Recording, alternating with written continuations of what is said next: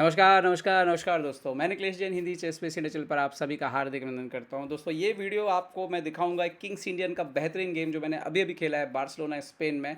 और ये Kings Indian हमारी सीरीज़ को कंटिन्यू करेगा। इसके साथ साथ कुछ खास इन्फॉर्मेशन है आपके लिए। जैसा कि आप जानते हैं, कोई भी चैनल हो हिंदी चेस पे इंडिया भी उसमें शामिल है। जब हमें इसको रन करना होता है तो बहुत सारी चीज़ों की ज़रूरत पड़ती है। डेफिनेटली फाइनेंस उनमें से एक है।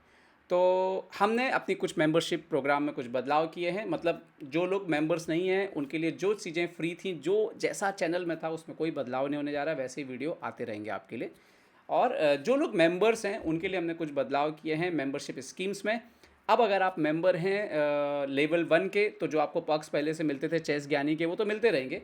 लेकिन लेवल 2 हमने ऐड किया है। इसमें 499 रुपीज़ पर मंथ के आसपास कुछ अमाउंट है। और ये पे करने के बाद आपको करीब 6 ट्रेनिंग वीडियोस मिलेंगे हर महीने। इन वीडियोस की लेंथ 30 से 40 मिनट होगी, मतलब काफ़ी लंबे वीडियोस जो कि हम मेन चैनल पर नहीं डाल सकते। ये वीडियो जो है वो बेसिकली ट्रेनिंग से रिलेटेड वीडियोस होंगे। जब मैं कोई टूर्नामेंट खेल रहा हूँ तो मैं कैसे मैं तैयारी कर रहा हूँ, कैसे मेरा मैच हो रहा है, क्या ओपनिंग्स हैं, और थोड़ा सा डिटेल नॉलेज होगा इसमें, जो कि उन खिलाड़ियों के काम आएगा जो थोड़ा चेस सीखना चाह रहे हैं, जो थोड़ा आगे लेवल पे जाना चाह रहे हैं।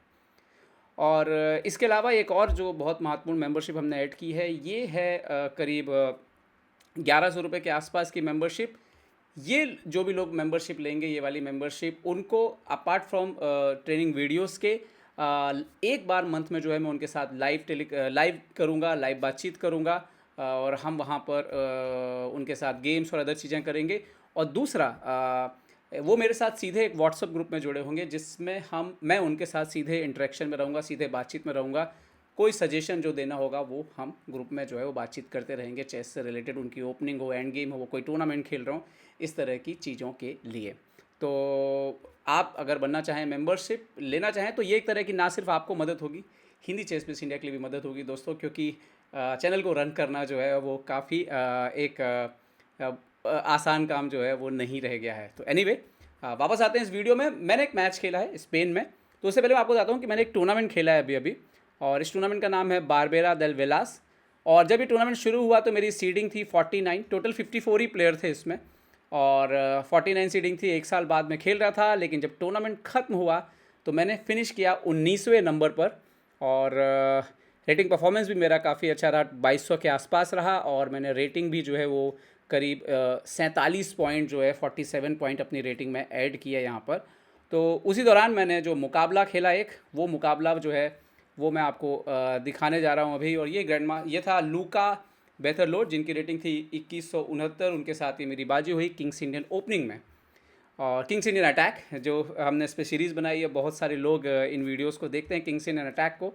तो देखते हैं क्या कुछ हुआ इस मुकाबले में। मैंने E4 खेल के शुरुआत की। और किंग्स इंडियन की सबसे बड़ी खास बात यह है कि आप E4 खेलते हुए भी किंग्स इंडियन अटैक में एंटर कर सकते हो, अगर आपका अपोनेंट फ्रेंच, पर्क, कारोकान, मतलब E4 पे E6, E4 पे D6, E4 पे नाइट F6, G6, C5 ऐसा कुछ खेलता है, तो आप किंग्स इंडियन में एंटर कर सकते हो, सिसिलियन खेल रहा है तो।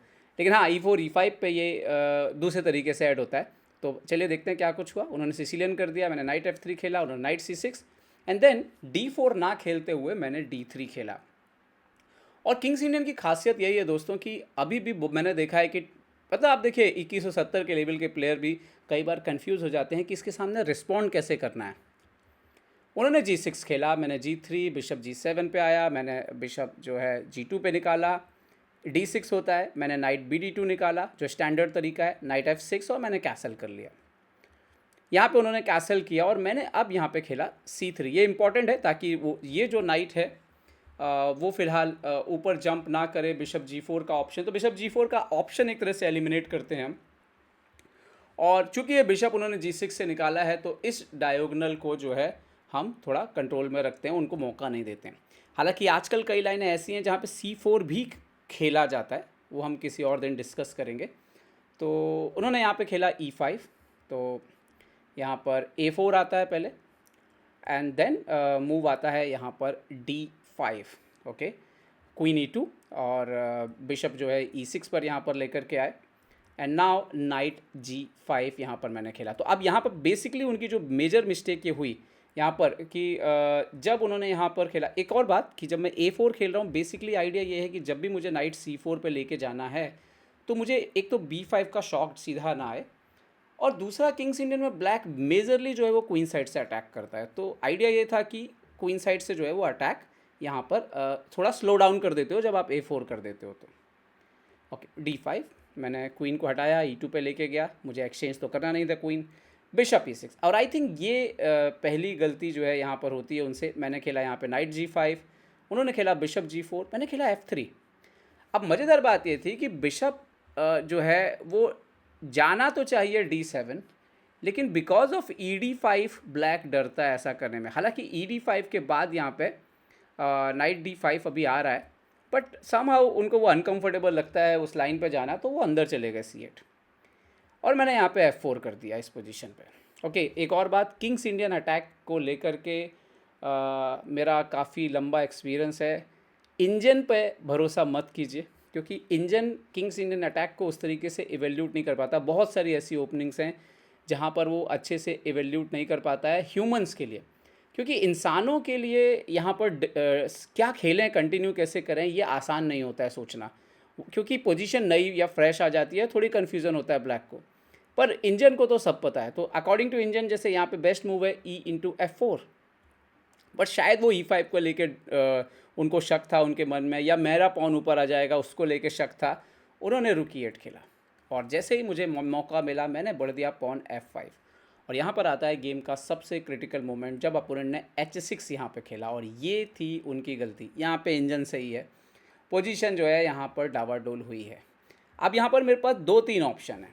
एक, मैं पॉन इंटू G6 मार दूँ, उनको नाइट मेरा मारना अलाउ करूँ, मैं G/F7 मारूँ, किंग F7 यहाँ पर वो आते हैं, तो मैं खेलूँ E/D5, और ये यहाँ पे मेरा नाइट ऊपर आ रहा है, मेरे को पीस वापस मिलने के चांसेस है, बट ये थोड़ा कॉम्प्लिकेटेड था देखने में, बहुत ईजी नहीं था। क्वीन H5 भी आ रहा है। दूसरा जो मैं साधारणतः सोच रहा था कि मैं E/D5 मार देता हूँ, और यहाँ पर अपोनेंट जो है वो अगर नाइट D5 मारते हैं तो आप देख सकते हो F/G6 क्रूशल है, क्योंकि अब रुक का फाइल ओपन हो गया और FG7 आ रहा है।